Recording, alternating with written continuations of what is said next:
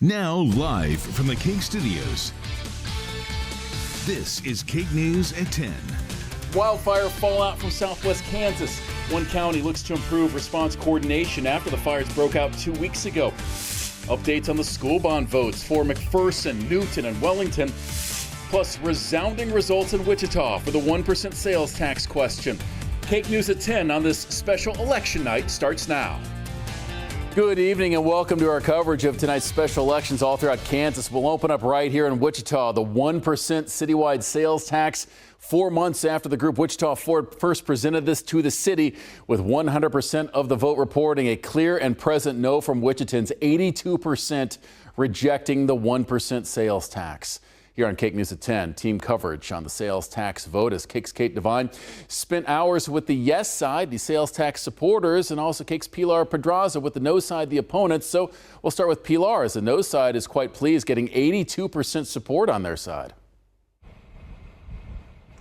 They were very pleased. Although the party is over now, they partied hard for a short time. The celebrations starting early, to the surprise of many, as soon as that first round of results hit the website.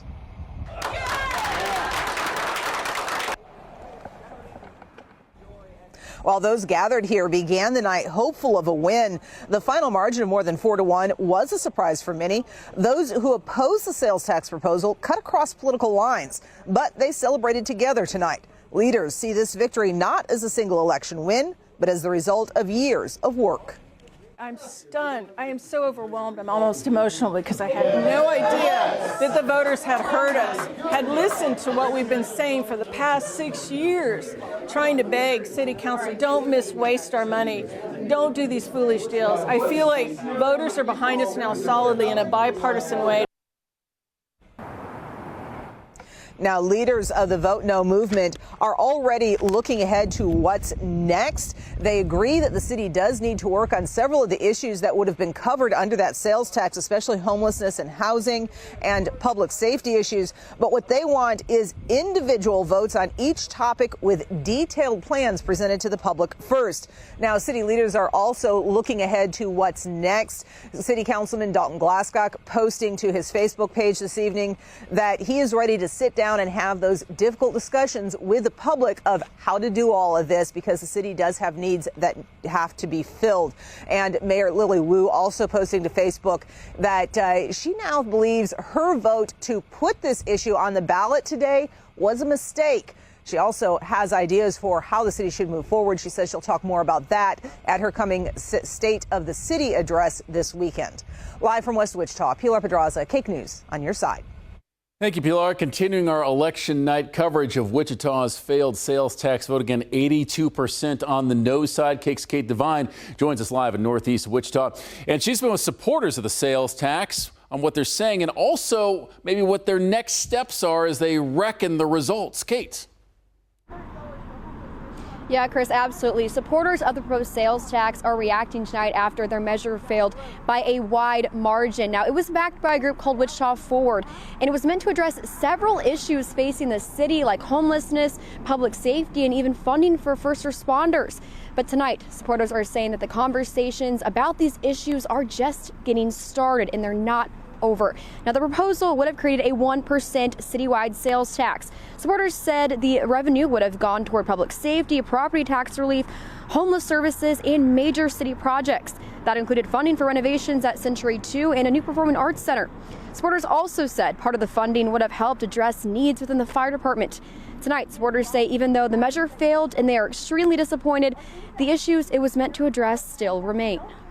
Well, the city goes into the budget process, so I encourage people to get involved with that. Second light is funding runs out in October. That would be a top issue. We need to take care of our firefighters. I think more people are aware of the conditions that they're living in, and multiple other issues. And so I think the community conversation is elevated. I think more people are paying attention, and I hope the kind of involvement we saw in this vote, we'll see people lean in to help shape the future of the city.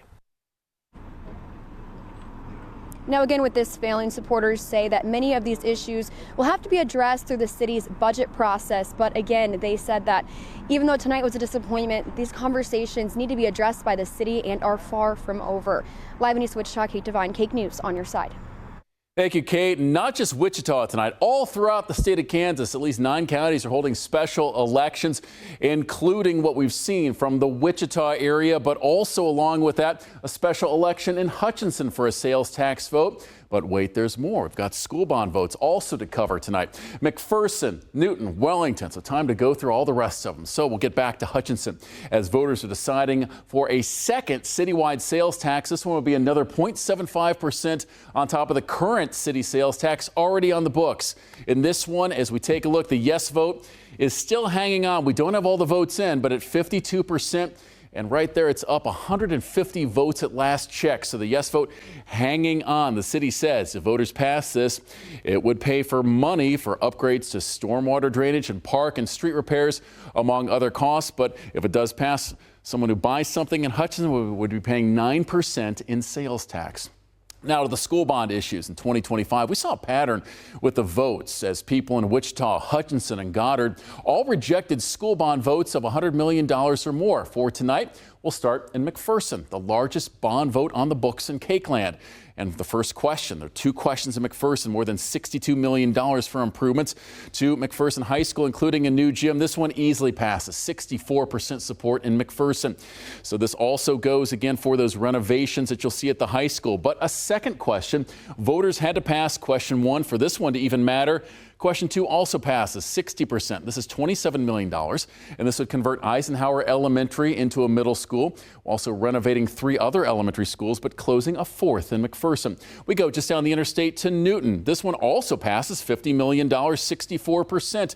For voters, and this one will be for school improvements in Newton, again easily passing at 64%. Now we'll go south to Wellington as voters had the question there for nearly $18 million in school improvements. This one a very tight vote, but at last check the no votes have it 51 to 49%, a difference of about 26 votes out of about 1,800 cast. We have further results from Kansas along the bottom of your screen and also online real-time election results on KAKE.com. There is a chance we could see not only a strong, but kind of a borderline severe storm overnight tonight. The hail will probably be prolific from a few storms, but it won't be really big. We've got a lot going on tonight. We're going to talk about that storm threat developing after midnight. Thursday afternoon, western Kansas, we're talking about a critical, maybe even an extreme fire danger. Now, Thursday night, including greater Wichita, a risk of severe thunderstorms and another risk as we get into Friday evening. Got all these timings to break out. So as far as tonight goes, watch the storms develop and roll up from northern Oklahoma. Here we are, 1 in the morning, seeing the storms develop. Could we get a few hailstones approaching quarter size? Maybe, but the vast majority of hail will be smaller than 1 inch. A brief heavy rain, absolutely. But as far as damaging wind gusts and tornado threat, not really concerned about that at all. Notice by the time we run to 5 a.m. just how widespread the thunderstorms will be around Wichita, back to Medicine Lodge, El Dorado, and Eureka. And by 8 o'clock, they are starting to pull east. And then that's going to start to wane once we get by lunch. In addition to the storm threat tonight, it's already down to a quarter-mile visibility in Dodge City. It's 2.5. That quarter in Dodge and Garden, 2.5 in Wichita, and 1 3/4 in Eureka. So the fog is going to be widespread too overnight tonight. We'll be dealing with that tomorrow morning also before it finally goes away by lunch. You can see the fog developing. It's 45 degrees. The winds are out of the north at 12 miles per hour. So the storms will be moving east. 44 at 8. And then cloudy. 47 at noon, 44 at 5. Then we'll talk about a roller coaster of warm-ups, fire danger, and even more threats for severe weather throughout the week coming up, Chris. Thank you, Jay. Now back to Wichita for an update on that shooting in Midtown from the afternoon where police say someone shot and wounded a man. Police say it happened after 4 p.m. when officers found a man with a chest wound on the 3rd floor of an apartment building at 916 North Broadway. Responders took that man to the hospital. Again, it was in critical condition at the time. Anyone who knows what happens is urged to contact Crime Stoppers 316-267-2111, but they did have 1 person in custody, they told KAKE News back at about 6. A teacher from Marion County is in jail after the sheriff's office took a report about a sexual relationship with a student. Deputies learned about the relationship between Brett McGee, who is 33, and the student about 2 weeks ago. The Kansas Internet Crimes Against Children Task Force helped arrest McGee after discovering more evidence. McGee is listed on Peabody Burns High School website as a vocational agriculture teacher, teaching classes in junior and senior high. 2 weeks ago today, the wildfires from the Oklahoma Panhandle stretched into southwest Kansas And in Seward County, it took firefighters battling the flames west of Liberal. After the response, leaders in the county identified some major communication failures that popped up. Crews reported radio dead zones in the river bottom, and some administrative radios were reprogrammed and lost key channels. Because of this, leaders could not hear where command sites were or where tankers were needed to fight the fires. And with multiple fires burning at the same time, responders struggled to track units and also route equipment. The Seward County Sheriff said the Emergency Operations Center was never activated, limiting the coordination of resources and also information out for the public. I think that as the sheriff, the sheriff's department, I should have been the one to set up a command center, and I apologize. I didn't think about that. We were just too busy trying to get people evacuated. I think that's one of the major things that we did not do, is set up a command center. Officials say clearer command structure and stronger communication plans are now a priority for the next major weather event like that. A KAKE Underside scam alert coming out of Salina. Police there say several people are reporting scam calls from people posing as law enforcement officers. The department says the callers use fake names and badge numbers and claim that the target missed jury duty and is now facing an arrest warrant. They threaten that warrant to pressure people into paying up immediately. Police stress that officers will never call to demand payment. They can always find somebody if they want to. They're law enforcement. They urge anyone who gets one of these calls to hang up. There's also a Senate bill in Topeka that would create a statewide program to train 911 dispatchers to provide CPR instructions. But the person with this is also pushing to make the training mandatory, not just voluntary. Republican Senator Joe Clays of West Wichita argued nearly half of our state's counties lack dispatchers trained to deliver CPR guidance. He says that leaves travelers and rural Kansans at greater risk. Law enforcement leaders and some local officials oppose the mandate in the bill, insisting that they should retain control and that a requirement could strain those agencies. Still ahead, Americans are trying to get out of some parts of the Middle East as the oil prices continue going up. What one Kansas senator is urging people to do who are currently in the Middle East. And also, the Shocker women are in their home finale against North Texas. The crew from Denton, Michaela Day, takes us to the Roundhouse. Later in sports, Jay. High today topped out just before lunch at 51 degrees. That's just 3 shy of what is typical for a high this point of year. Now, what we're looking at is Thursday across western Kansas. It is going to be really dry along with some gusty winds. So we're talking about storms. We're talking about a fire threat. A lot going on this week. Now, your KAKE First Alert forecast with meteorologist Jay Prater. We can tell where the clouds hung out today. Look at all these 40s with the fog this morning. Broke out of the sunshine, hit 63 in Goodland. But what was responsible for that 75 in Independence wasn't a lot of sunshine. It was a warm front that just pulled up and then got pushed away. The severe risk overnight tonight is low end. Could there be an isolated severe thunderstorm warning or two? Yes, but it's not very likely. But after midnight, that storm chance is going to be increasing. I think there's going to be a lot of small hail in places, some very heavy rainfall. But as far as damaging wind gusts, the tornado threat, that is very low. And notice after 8 o'clock, it really quickly starts to get on out of KAKE land. And then we'll talk about the fire threat and other severe threats. You can see the clouds getting thicker, the visibility dropping. 44 degrees at Commerce Bank. Equity Bank Park, it is 44. So let's slide on over to Hutch. Here we are in Main Street where it's been drizzling on again, off again much of the day. It's 44. In Salina, it's overcast and 46 degrees. Now the cloud cover is redeveloping. Garden City, the fog's already starting to settle in now. We're down to 38 degrees.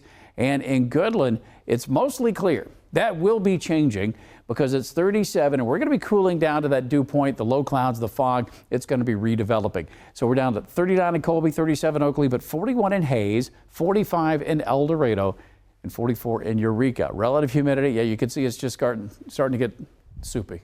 And it's going to be soupy for the rest of the night. The winds, not going to be calm, but also not strong enough to keep the fog from developing. Let's go back 12 hours ago. Watch the sunshine appear here with the holes in the cloud cover. Now everything's kind of starting to roll back in. Speaking of rolling in, there's the storm system. It's going to roll down to the south. That's what's going to trigger that round of thunderstorms we already talked about. Tomorrow afternoon with the sunshine coming back, look at all the 60s across western Kansas. We'll be into the 50s. Thursday morning, okay, down into the 40s. But Thursday afternoon, look out west. Look at all the 70s, teasing 80 in Johnson. Not only is it going to be warm, it will be dry. Relative humidity, we're Thursday now, single digits. Wind speeds, 30 to 40, some places gusting in excess of 40 miles per hour all Thursday afternoon. That's why we are going to have a critical, maybe even extreme fire danger across western Kansas. Beyond that, we're seeing that on the east side of that dry line, once we get into Thursday evening, including Wichita, we're going to have another round, a broken line of severe thunderstorms develop. Damaging wind gusts, large hail possible. We'll see if we get enough shear for a tornado threat with that. That's going to move out. And then Friday, cold front starts to move across the state. Ahead of the cold front, this is the European model. Watch what happens. By 9 o'clock, it's popping up a line of severe thunderstorms, large hail, damaging wind gust early on before it's a solid line. Can't rule out an isolated tornado. The only good news is some models are taking that front all the way out of KAKE land before storms develop. So again, another conditional chance that we will be watching on Friday. Tonight, it's about the fog. It's about a lot of thunderstorms that will be strong, one or two maybe briefly severe. And then tomorrow, waking up to those thunderstorms, by lunch that all pushes off to the east, but it's still cloudy with maybe a shower or two and a high of 57. It's a sunny Thursday. That risk of severe storms will be after sunset Thursday night. And then Friday, as we get in the early evening hours, are we going to have severe thunderstorms basically pop on Wichita and east, or is it going to miss us? We'll get closer. We'll refine that threat, but it will cool to the 50s for one lone day, 30s one lone night, and then we're back in the mid-70s by Monday and Tuesday. North Central tonight, cloud cover with some spotty showers and quite a bit of fog, 34 haze, 40 Salina. Foggy start, a lot of cloud cover, could see a stray shower or two, 56 Salina, 59 in haze. Let's get that sunshine back on Thursday, warm it into the 70s, and then what happens Thursday night? It's a risk of that broken line of severe thunderstorms coming through. Friday evening, the front may clear north central Kansas before storms pop up. Keep checking back. 50s Saturday after 2 nights in the 30s, and then here come the mid-70s Monday and Tuesday. And for western Kansas tonight, clouds and fog, they're coming back. Even though Goodland, you're mostly cleared out, it's not going to stay that way. And then tomorrow, sunshine comes back. Most everybody is well into the 60s. And then Thursday, really concerned about that fire danger. The storm threat would probably be east of Dodge if it develops. Friday, I think the front sweeps through southwest Kansas without producing storms, cools down to the 30s Friday night, 50 Saturday, and then back into the 70s starting Sunday. And for northwest Kansas, it's the fire threat Thursday that we're concerned with. That thunderstorm threat probably east of Hill City. Now, what's interesting for northwest Kansas on Friday, as we chill down below freezing, you might even see a few flakes of snow before it starts to taper off. 50s on Saturday, 60s Sunday, and then 70s Monday and Tuesday. Let's give away an umbrella. Tonight's winner is from Wichita. Militia Hunt says, you know, I don't own an umbrella, and it's bright and yellow sunshine in the rain. Also, to have a souvenir from my favorite news channel. Go to kake.com/contest, and maybe we can hook you up. Chris? Thank you, Jay. Congratulations, Militia. Tensions in Iran with the latest as drone strikes hit near a U.S. consulate. Now, after the break, why American lawmakers are warning the conflict could pull U.S. troops in deeper. 3 American embassies in the Middle East are closed, and the State Department is urging Americans to get away as the U.S. and Israel war against Iran continues in the region. The White House also saying that attacks against Iran will intensify in the coming hours and days. Melissa Don reports. Tonight, video verified by ABC News shows an Iranian drone striking the parking lot near the U.S. consulate in Dubai. The U.S. Embassy in Amman, Jordan, also targeted. And drone strikes that shut down the U.S. Embassy in Riyadh, Saudi Arabia. Officials say so far, no reported injuries in these strikes. President Trump on social media saying more than 9,000 Americans are back home from the Middle East since the launch of the U.S.-Israeli strikes, but more are still stranded. The State Department urging all Americans to evacuate at least 14 countries in the Middle East, but it's challenging amidst a lockdown airspace. The State Department now vowing to charter flights for trapped Americans. There'll be a variety of methods: charter flights, military flights and transports, expanded commercial opportunities, and in some cases land routes that will allow them to go to neighboring countries who might have open airports at that point.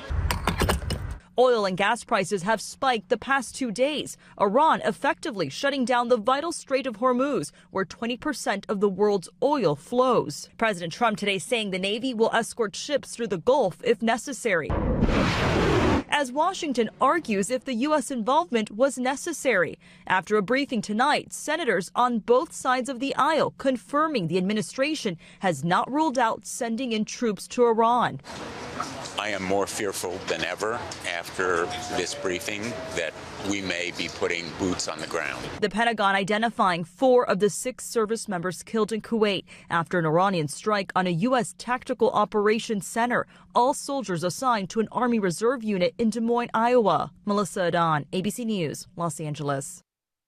Kansas Senator Roger Marshall urges all Kansans in the Middle East to evacuate immediately. The senator says his office is actively working with anyone needing help with a loved one should reach out to the senator's office. He also strongly encouraged all Americans outside of the U.S. to enroll in the State Department's Smart Traveler Enrollment Program to receive the latest security updates directly from the nearest U.S. Embassy. Next in sports, we got basketball out west. KU's at Arizona State. And if the refs are going to kick you out of a game early, a Tuesday night in Tempe is not a bad move. Michaela Day takes us to Tempe next in sports. Now from the KAKE Sports Desk, here's KAKE Sports Director Michaela Day.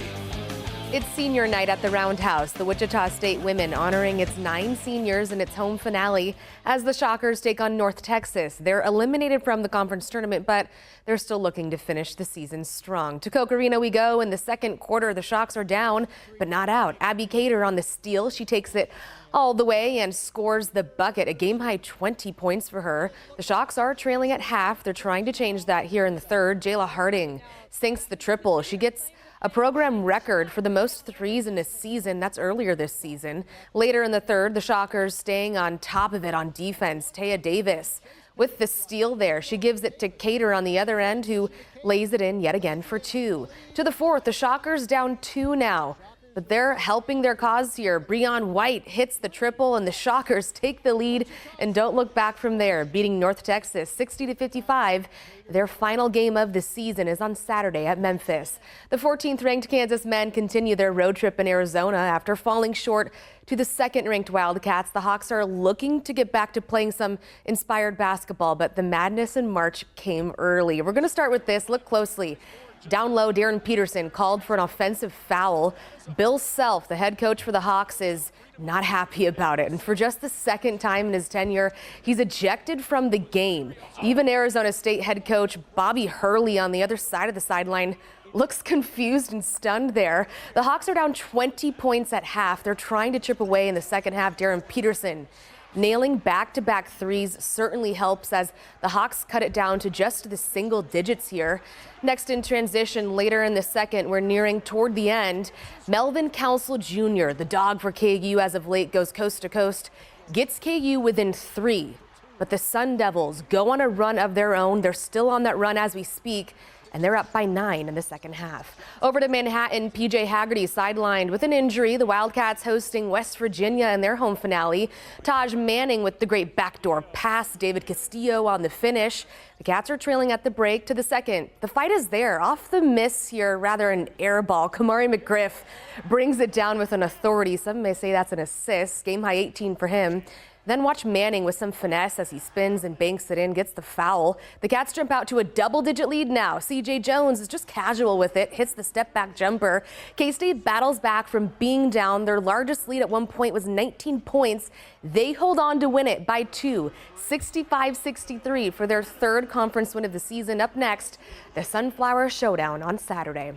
Wichita native Breece Hall is shining in the National Football League, coming off his 1,000 rushing yard season, his first one in the league. The Northwest grad is staying in New York. The Jets dusted off their franchise tag, placing it on the running back ahead of today's deadline. He's the first Jet to be tagged since 2021. This after the two sides were unable to reach a deal. His tag is the non-exclusive version, meaning he can negotiate with other teams, but this doesn't mean Hall is going anywhere unless he's traded or the tag is taken back, which is pretty rare.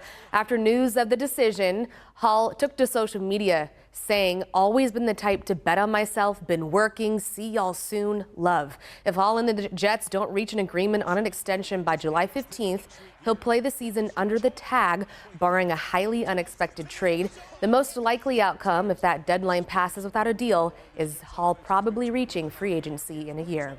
That's all for sports. We'll be right back. And Jay, looking at the radar, now the real night begins. Yeah, after midnight, that's when things ramp up. Here we are at 1 in the morning. We're starting to see numerous thunderstorms develop. I think we're going to have quite a bit of hail, just most of it will be less than 1 inch in diameter. Could an isolated severe thunderstorm warning be issued? Yes, but it's not going to be likely, and all that'll roll out probably by lunch tomorrow. Thank you, Jay. Thank you, Michaela. Kimmel is next. Thanks for joining us here on Election Night.